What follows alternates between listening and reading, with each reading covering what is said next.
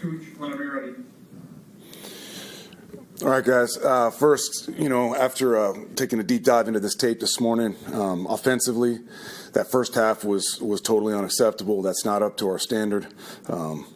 Too many just mental errors, missed details here and there, not on the same page, not good enough.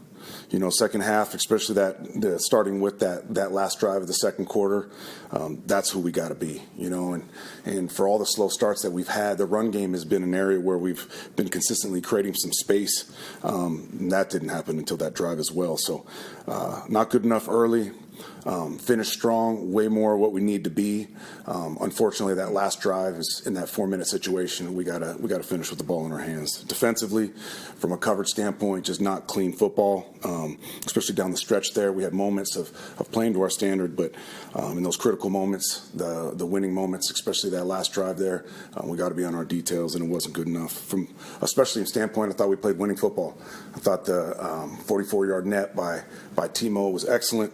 And then we kicked the ball extremely well, 5 for 5. One of those being a 58-yarder. So promising, especially from a kicking perspective.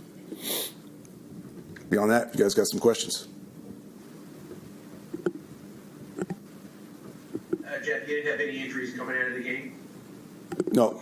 You had Hassan got nicked a little bit, and then he came back into the game, and he was fine to finish. And what about Tyron? What's the latest on his situation? Still just collecting information. It's less of the imaging now. It's more just seeing how he responds to treatment. Jeff, what's the plan for this week, you guys? We're going to go into a deep dive on this, on our self-scout stuff. So today we're going to attack this game and put this game to bed, learn and grow from it as best we can. And then tomorrow we're going to go into a deep dive into our self-scout. Figure out on all three sides of the ball, what are we doing well, what do we need to get better at, schematically, what do we need to do more, what do we need to potentially eliminate, but take a hard look at ourselves so these guys leave before they go to the bye with a real clear idea of this is who we are right now, this is what we're doing well, and this is where we can improve both individually and collectively. Jeff, is there any thought to changing the play calling structure on defense, whether that's you giving it to somebody else or changing like how the process works or anything like that? Not as of today, but the next couple of days we'll definitely assess everything. Jeff, we didn't ask you after the game about the decision when you guys scored to make it 23-16, whether to go for one or go for two there. What was the decision making there? I was just comfortable being up by 8 right there. Was it a debate at all? Because Aaron said he was under the impression before the series that you guys were going to go for 2. Yeah, and then as the series went, just became more comfortable with going up by 8 at that point.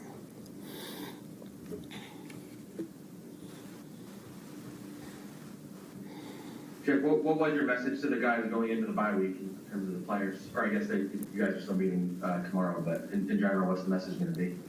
Well, the big part of it was to be in your feet, first of all. Like, the time for taking a deep breath is not yet. Like, we got to take a deep dive into who we are and just be completely honest and hear the criticisms and grow from the criticisms. And that's not just players, that's coaches as well, not being stubborn to the point where anybody's pointing the finger at anybody else other than themselves.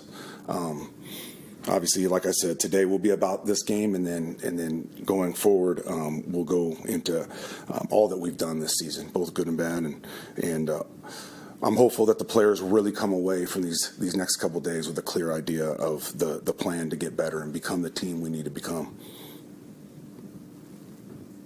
Jeff, what was the decision to bench Tony Adams? Well, there's a lot of different things that went into that, and I'd rather not expand on that, but there's a lot of things that went into that. Was it strictly football related, or was there some sort of off the field or disciplinary thing? No, it was not disciplinary by any means. Hey, Jeff, just with Aaron, last 2 games, only 6 pass attempts that he's tried over 10 yards. Now, I get it. You guys are seeing a lot of zone defense, so that's probably a factor. But would you like to see him be more aggressive to try to get more explosives?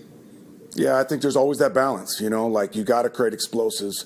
It's one of the biggest indicators for winning games. But at the same time, it's like you said, when the coverage dictates the check down or the short intermediate throw, you got to take that as well. So we're always searching for ways to get the ball down the field.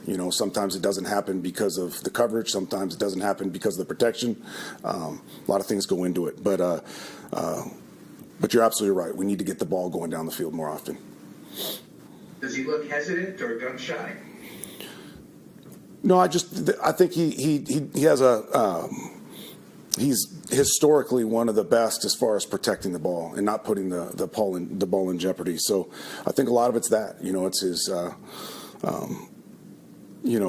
it's his for the team, he never wants to put the ball at risk. He never wants to give interceptions, and he's done that his entire career. And I think that's a big part of it. Jeff, how difficult has this been for you from a defensive standpoint? I mean, this has been your baby for a couple of years, and right now, you would admit there's been a little bit of a drop-off. So how tough has that been?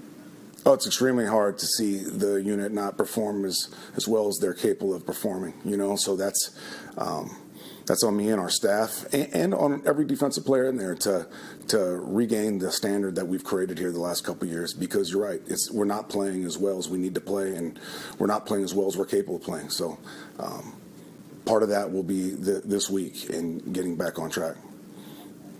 Rick, how did Olu perform in his first start at left tackle?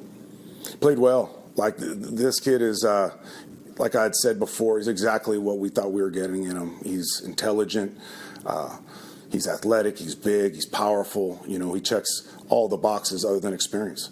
So the more he plays, the better he's going to get. Take a couple more, Coach. A couple more. You said at the top in your recap break about the mental errors on offense for the first few drives. Is that why at this point in the year, why are those popping up so much? Is that something being lost between coaching and teaching it to the players, or is that on the players? Is it something defensively the Colts showed? Why so many mental errors? It's a little bit of all of that, but when I say that, I'm not saying that it's okay. It's not okay at all, and there's a high level of accountability in this building regarding that, and that's part of what this week is about too. Do we have too much? Do we have too little? How are we presenting the information? Everything has to be looked at, and it's our only chance to improve this thing is to really take a deep dive on the teaching, the learning process, players, coaches, all of it.